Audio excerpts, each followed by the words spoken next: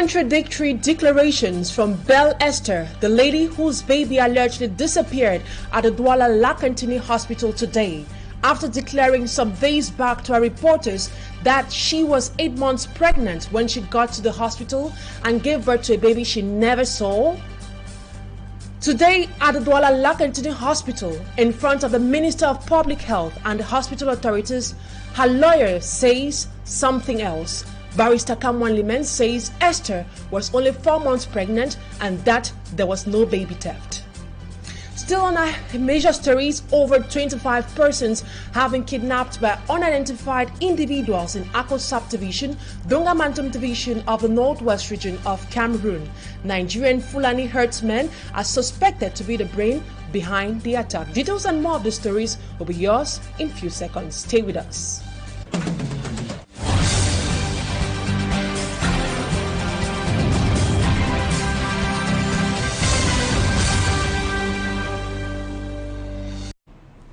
Good evening, dear televiewers. Thank you so much for joining me on today's edition of the 6 p.m. primetime newscast. For presentation, I am Immaculate Fogwe.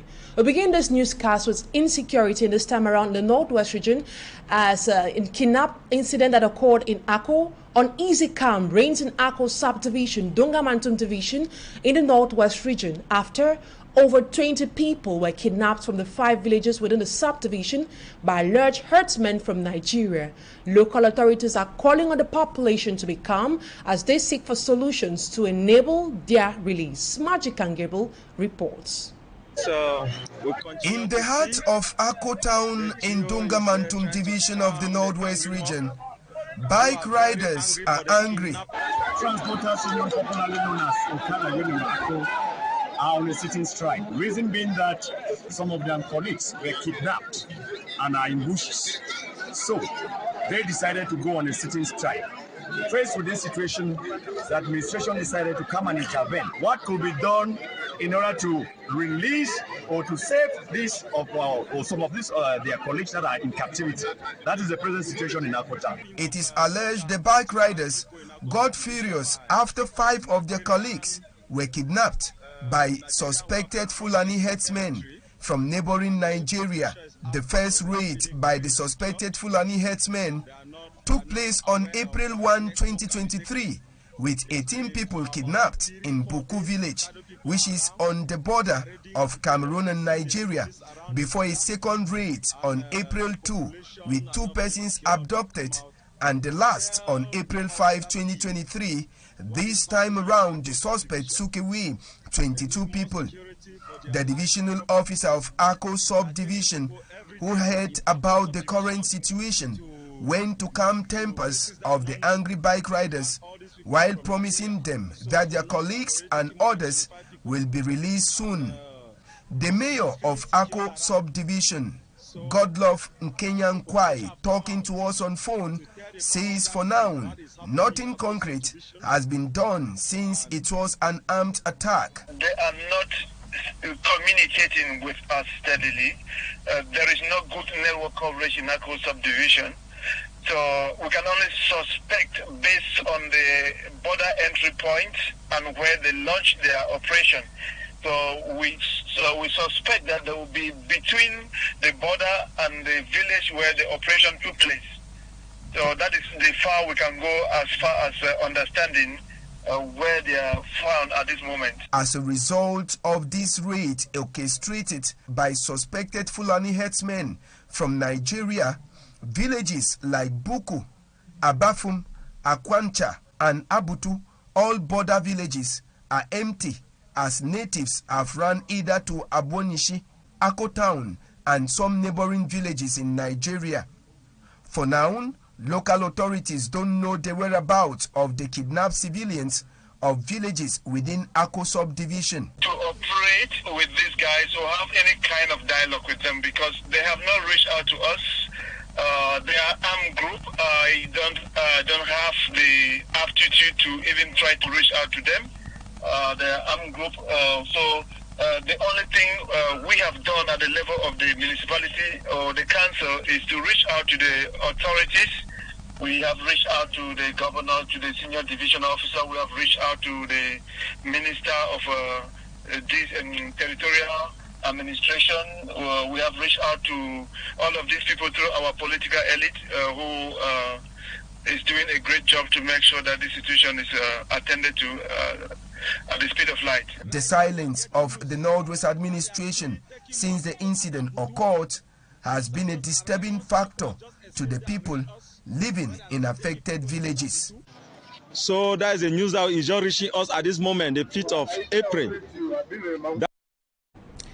And away from insecurity, we now talk politics. April 6th, 1984 is widely viewed as an indelible date in the history of Cameroon since its independence in 1960.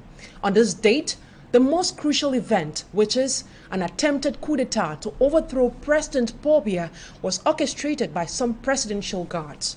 The coup that sparked panic in Yaoundé, capital city, lasted several days with bloody impact. Innocent Aze now recounts how it all started and later ended. The bloody military coup began on the night of April 5 to the 6th, 1984, and ended several days later. It occurred when the Republican guards, led by Colonel Saleh Ibrahim and Gura Welaji, all close to former President Amadou Ahidjo, unsuccessfully tried to overthrow President Paul Biya, who was just 2 years old in power. The plot crippled when an informant who denounced it reported on April 5 at 3 p.m. to the Commander-in-Chief of the Armed Forces, Colonel René Claudemaker, who took preventive steps, reinforced and changed the security setting within and around the palace at the last minute, suspecting they were to ease the coup d'etat. The Republican guards flooded the Yaoundé airport to prevent foreign flights, plundered the presidential palace where they were executed, and also took hostage the Maison de la Radio to announce to the nation they have overthrown President Paul Biya. Unfortunately for them, their message limited only in Yaoundé, as the acting technician Gabriel Ebili quickly disconnected the national cable. The putschist had also bombarded homes of generals and colonels who did not side with them, like Umaru Jam, Gilbert Anze, Akono Heman, Pierre Semenge, and Asso Eman Benoit. Fortunately, they survived the attacks. General Pierre Semenge and Colonel Asso Benoit then organized a resistance strategy and immediately ordered paramilitary troops from Koutaba, Ebolova, Djoum, and Douala that for the purchase in order to protect the president and regain control of the capital city. The loyalist soldiers repelled the purchase at the entrance to Yaoundé in their headquarters at the airport before cornering them in their retrenchment zone at the Camp Yeyap military base. Many Republican guards were killed, others arrested. Convicted plotters went through a very short period of death row phenomenon, and death sentences were carried out without delay. Culprits were summarily executed around Mbalmayu on the Oyak Hill. They were all buried in 3 mass graves. Most detainees regained their freedom after an amnesty in December 1991. And in a related story, by surrounding himself with close allies and trustworthy individuals, President Paul Biya incidentally laid the foundation of paternalist state. Citizens too had to develop spatial relationships and networks to be part of the governing class in order to acquire spatial privileges. These are some of the consequences of the 1984 coup d'etat in Cameroon, as evident in the appointment of some of the actors into government today. Femi Armstrong-Sanda reports on this incident. In the aftermath of the 1984 coup d'etat has been the emergence of regionalism and tribalism, manifested in political appointments, administrative restructuring and electoral coalitions, grassroots support, and elite participation in the political process, according to political observers. The aftermath consequence on political appointment saw the reconversion and appointment of some current members of government like Minister Issa Chiroma Bakari, Bello Buba Maigari, Senate President Masenyan Jifenji, and a host of others, actors that were either sent to prison or on exile as an immediate consequence of the April 6, 1984 coup d'etat in Cameroon. Minister Issa Chiroma Bakari, who at the time was a senior manager at the Cameroon Railway Authorities, Regifecam, was speedily tried and sent to prison. Same with Dakoli Daisala, ex-managing director of the Cameroon Mass Transit Corporation, Sutu. The former, like the latter, got reconverted to become a close northern ally to President Paul Biya, moving from the Minister of Communication to the Ministry of Employment and Vocational Training. Minister Bello Buba Magari also had his share of the coup aftermath, forced on exile to the neighboring Federal Republic of Nigeria. He returned to become not only an elite ally, but a political ally to President Paul Biya's CPTM party through his UNDP political party. Other prominent state officials, both present and former, who are detained in connection to the coup include Senate President Masenya Njifenji, former Minister Marafa Amidu Yahya, Director Amadou Vamulke, as well as Adamo Modi, majority of whom were only released thanks to the amnesty laws of the 1990s. Paul Biya used the 1984 coup d'etat to reaffirm and strengthen his political leadership by making substantial changes in the political apparatus in Cameroon. And now we talk something else. We talk health-related matters. After releasing 3 different reports, the Audit Chamber of the Supreme Court made public another report highlighting major irregularities surrounding the anti-COVID-19 National Solidarity Fund. The report also presents a number of ministries involved in the mismanagement of these funds. Details with Mala Glory. In the third report that focuses on the anti-COVID-19 National Solidarity Fund for 2021, the Audit Chamber of the Supreme Court outlined 6 major irregularities. First, it says the organization of the response to the pandemic which prevailed in 2020 was significantly modified as of March 31st, 2021. Date of creation of task force at the Presidency of the Republic, which concentrated its efforts on the award and monitoring of the payment of contracts in the health field and the provision of funds to structures depending on the Ministry of Health. However, the strategic management of the response to the pandemic remained insufficient, as the Chamber noted in 2020.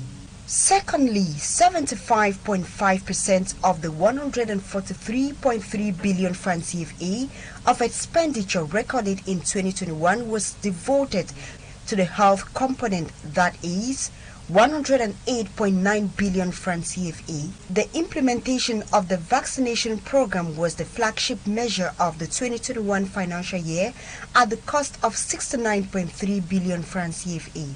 While 23.7 billion francs CFA was spent on the purchase of 2.990 million tests. The Chamber observes, on the other hand, that the economic and social aspects of the response to the pandemic carried out by 11 ministries have given rise to the expenditure of an important amount, the impact of which appears difficult to perceive, an action which comes from 3 ministries: Ministry of Education 5.7 billion, Ministry of Secondary Education 3.8 billion, and Ministry of Higher Education 2.101 billion, including other stakeholders. The Chamber notes a lack of centralization of statistics, which does not allow the effectiveness of the testing policy to be assessed with precision. The Chamber nevertheless questioned a policy of systematic testing on the arrival of international travelers when they must provide a negative PCR test of less than 72 hours proof of vaccination on boarding. In view of the above findings, the audit bench at the end made a number of recommendations, among which is the procedure of budgetary and financial discipline. The jurisdiction will produce during this year 2023 a special report on the follow-up reserve by the executive of all the 48 recommendations that it formulated. And now to our major lead story. The question of how old was the pregnancy of Esther when she arrived to Douala Lakentini Hospital is at the center of attention at the moment. After telling Equinoxe TV reporters that she was 8 months old pregnant, today, in front of the Minister of Public Health, Dr. Manauda Malachi, and hospital authorities, her lawyer says Esther was only 4 months old pregnant and that there was no baby theft. Annabella was at the Lakentini Hospital premises and now reports on what happened today. Take a listen. Belle Esther is the lady whose baby allegedly disappeared from the Lakentini Hospital. Cette histoire me rend depuis un certain moment je ne dors pas. We met her at their family residence some days back at 1.6 here in Douala, seemingly devastated. Let me just talk to her microphone right in the office. She repeatedly told us, insisting she was 8 months pregnant when she went to the Lakentini Hospital. Parce que l'enfant était en train de contracter, les membres étaient déjà dehors. Je lui dis sans souci. Elle me dit, où tu es? Tu as une grossesse de combien de mois? Je lui dis, j'ai une grossesse de 8 mois. J'ai une grossesse de 8 mois. After being in labor all night, she finally gave birth to a baby, whom the midwife told her died upon delivery. But she never saw her baby. On me dit que l'enfant est mort. L'enfant est déchiqueté. Où est le fœtus? Où est le placenta? We as well met with her fiancé, who affirmed to us he accompanied his wife-to-be to the Lakentini Hospital while in labor. Parce qu'il fallait qu'on nous donne l'enfant. Donc, on nous donne le placenta et l'enfant pour qu'on aille l'enterrer, parce qu'il a une famille. Esther's fiancé, seemingly broken, told us also that he wants to have his child dead or alive.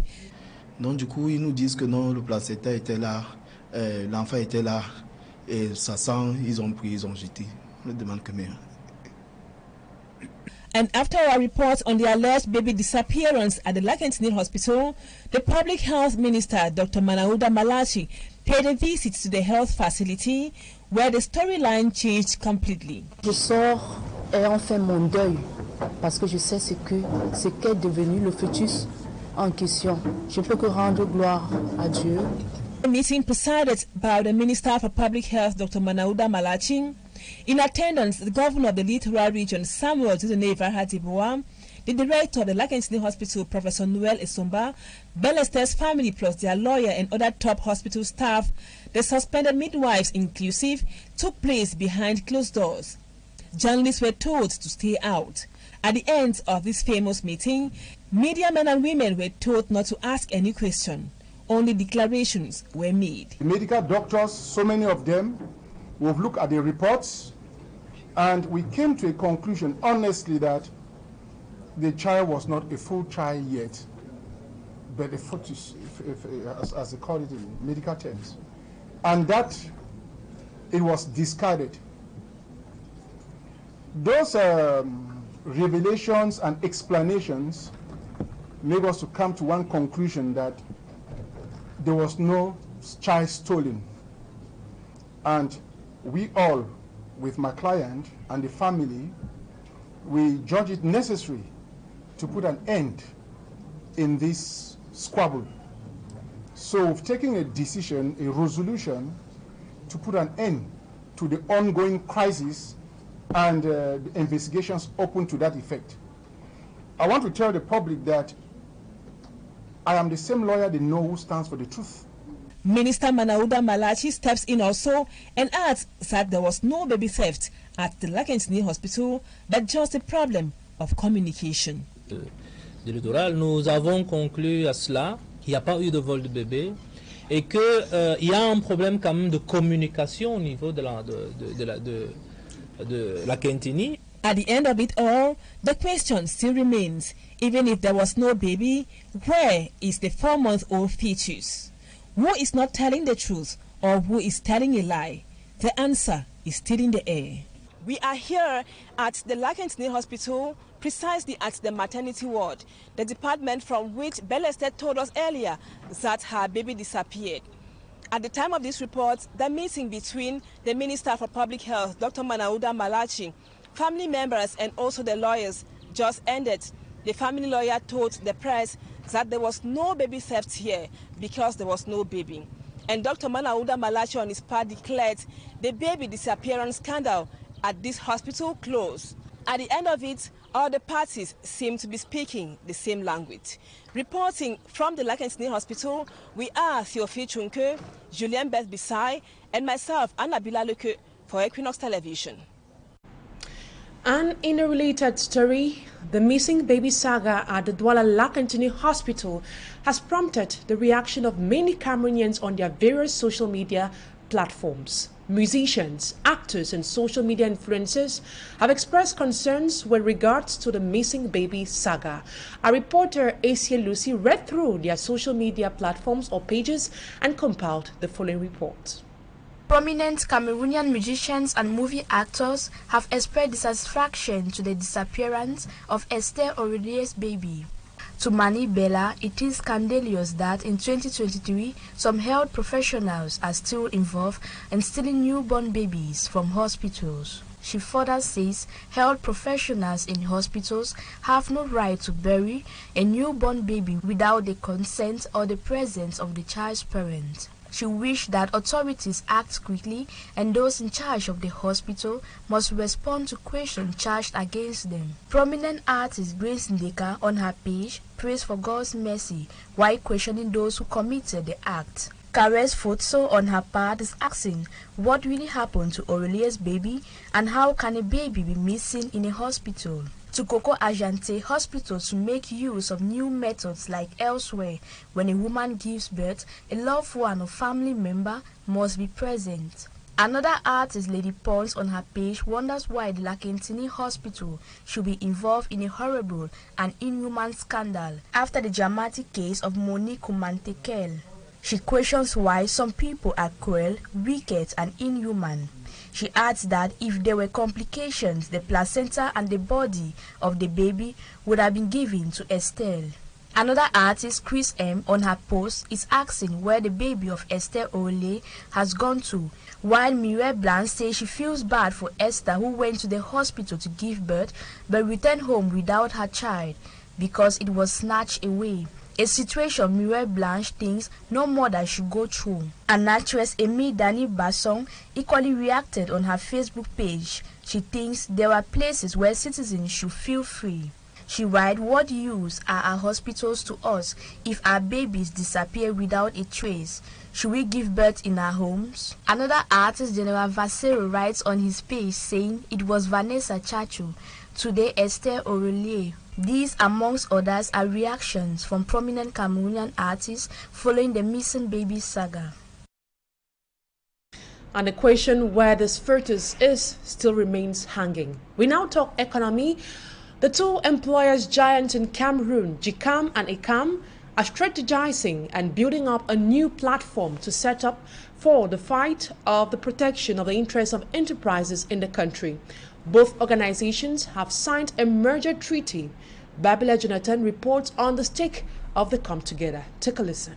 Enterprises in Cameroon are facing several challenges linked to the unstable socio-economic, political and security environment in which they are operating. In the quest for solutions, the two main business organizations, GCAM and ECAM, have merged to form a new organization for greater results. This association will be stronger, more representation, more members, more impactful, more influential. After signing the merger agreement Wednesday, the Cameroon Employers Organization, GCAM, and Entreprise du Cameroun, ECAM, are looking forward to actions that will benefit enterprises and the nation. Next step is to build this new association, to consult all of our members to go ahead. The challenges are enormous. We must come together and put in place a proper structure. GCAM and ECAM are calling on the other business organizations defending the interests of enterprises to join them in a bid to further strengthen the bargaining power of the union.